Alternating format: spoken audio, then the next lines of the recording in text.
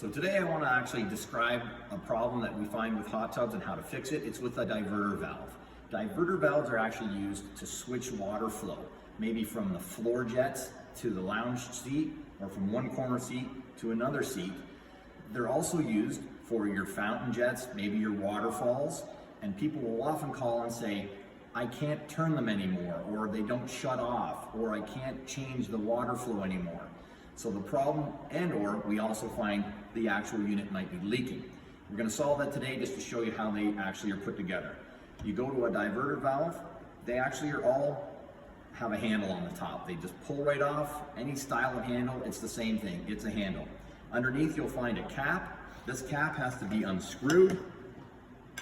Once you've unscrewed it, there's a stem inside. So if it's leaking, ultimately the cap just has to be tightened, but this is what a stem looks like. Now, they'll have little O-rings here.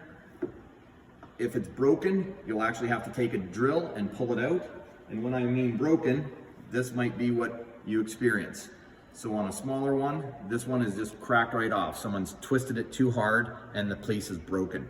So this has to be pulled out of the unit, a new stem put in, and once the stem is back in, the cap has to be screwed down very good and very tight so that no water leaks out, and then the handle simply turns the dial.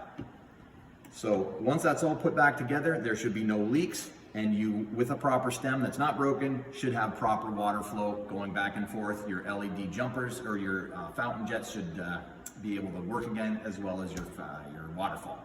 All right, so hopefully that's taught you something. Check that out if you need a fix of your diverter valve.